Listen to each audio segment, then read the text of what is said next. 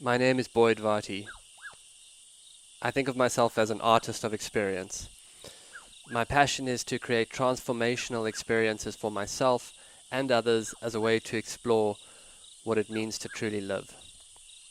My central exploration is to live on what I would call the track of your life.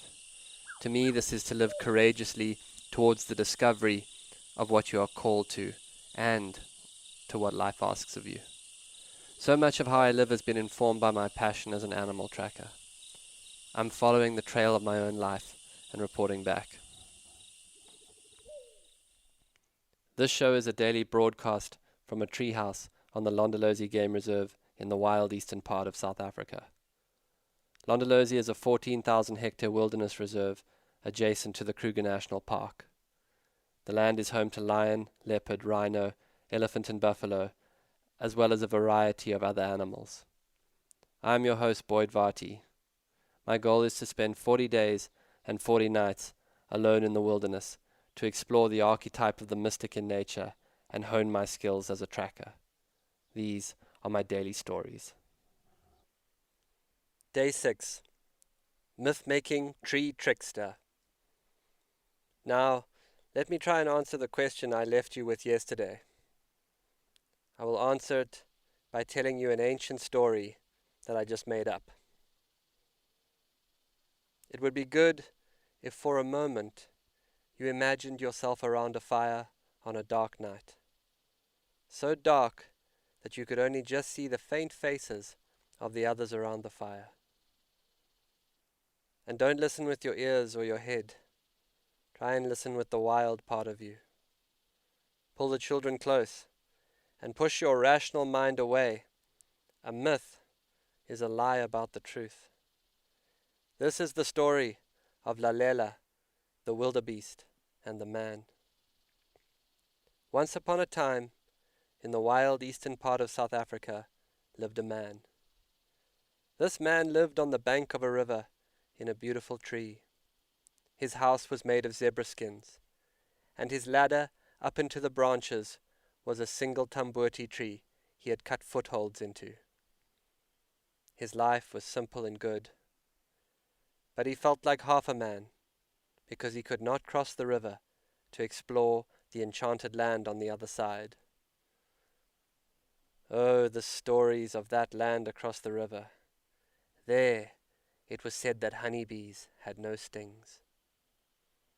But the river was too deep, and in it, lurking in dark shadows, lived Lalela, the crocodile.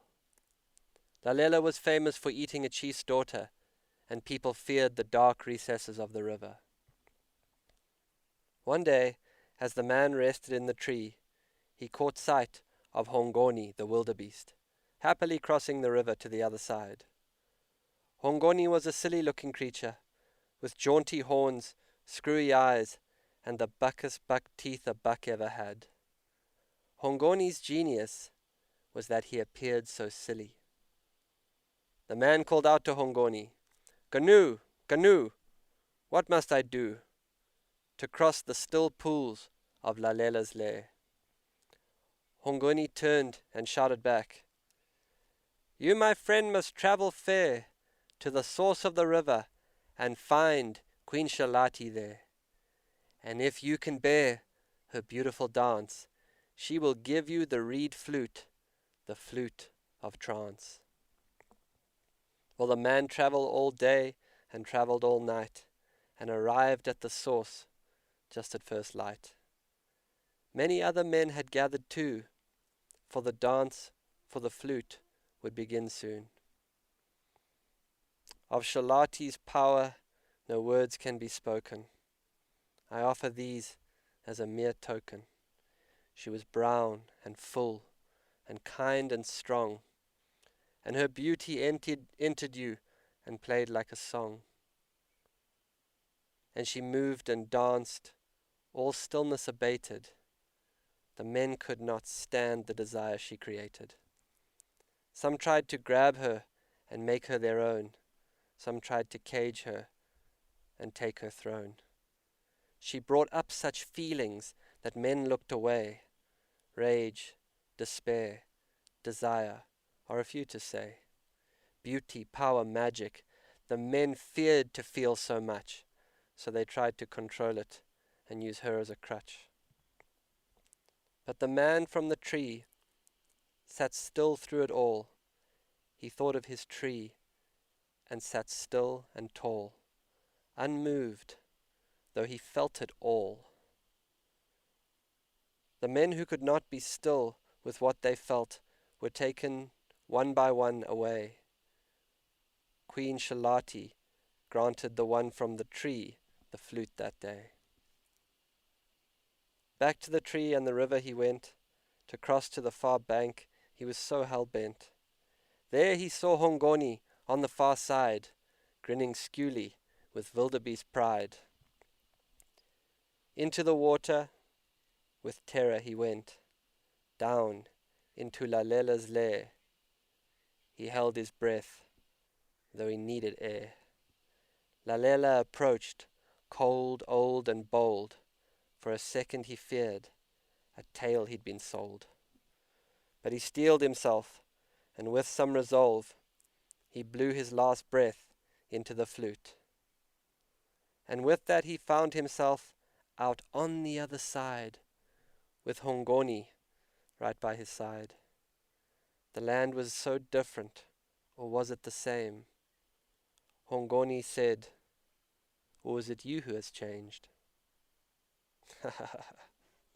There are so many ways to tell a story, friends, almost as many as there are to hear one. And if you listen with attention, you might find where Hongoni, Shalati, the man, the men, and Lalela live inside of you. Myths are not meant to be fully understood, as I understand it. In the same way that we are not meant to fully make sense of life, though mostly everything is meaningful. See, now I'm being like Hongoni, talking in riddles, like a good trickster should. There's always a lot of ways to go with a myth. You might think of Hongoni as the part of you that is unafraid of being laughed at, the trickster. Hongoni can go anywhere because people think he's silly already. You might relate to the man. Life is good, but he longs for something more. And he thinks it's over there. He thinks it's somewhere outside of himself. You might ask yourself, where is Lalela in your life?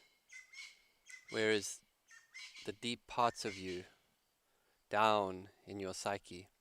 Usually in mythological processes, deep pools represent the dark, deepest parts of the psyche. Where are the boundaries? Where are the guardians of those places you tend to keep away from? Queen Shalati is probably the feminine source of all things, but you could happily make Queen Shalati King Shalati. You could make the man a woman. You can really do what you like with it. Just listen to the story and let the story take you to your own adventure, to your own journey inward. All of this because yesterday a wildebeest crossed the river. I could tell you in more linear terms. I did, with great trepidation, cross the river and walk the far bank on a sweltering hot afternoon. And there I did cut Hongoni's tracks exiting the river. It was tracks of a male, and I suspect he risked crossing the river because maybe he had been chased out of the area after a fight with another bull. As a tracker, it felt satisfying to know the deeper story of this land, and I could see how over time the hunter-gatherer's understanding of his place grew almost infinitely. But having said that, of course, I can't be sure. Maybe he crossed it to live out the great wildebeest fantasy as seen on National Geographic, pretending he was in the Masai Mara. There's so many ways to tell a story. Maybe he knew there was more life for him on the far bank. See, I went back into the metaphorical there. The one thing that I know is that we live in a world with a tremendous capacity to strip meaning from life. Without ceremony, initiation, or myths, we have not the tools to make meaning of both the profound and the meaningless. I have known this. I've read the books on mythology, But here, I will tell you, it is slowly starting to feel more lived. I will leave you now with Lawrence van der Post. It is strange how desperately and increasingly in the sprawling cities modern man feels abandoned and alone. I have never felt so alone as I do amongst the millions in London. I have never felt alone yet in the desert or in the bush and even the sea, because in those dimensions one always has company of animals and plants and stars, and one is always observed. And this, I would say, is one signpost of the difference between the person who has a wilderness awareness, like these humble aboriginals I have mentioned, and the so-called civilized man. The civilized man believes he knows, but in the wilderness you are aware not so much of a feeling that you know as the feeling that you are known. You always feel that you belong, and through this belonging you have a feeling of meaning which modern man, impersonal and unknown within himself, has lost. None of us feel any longer that we belong. None of us feel that we are known any more unless we turn to the wilderness again. Turn to nature and ask from the stars for the heart of a star, and you will be known again as you have never been known before.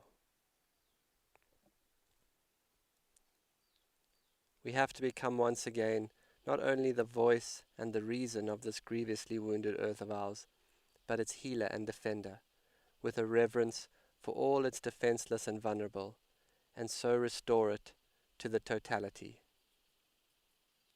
healed and whole again at the end, as it once was in the beginning. This has been another episode of the Track Your Life podcast with Boyd Varty. Follow us on Instagram at Boyd_Varty, Twitter at Boyd Varty. Visit Boyd's website at boydvarty.com or subscribe to this podcast in your favorite podcast player.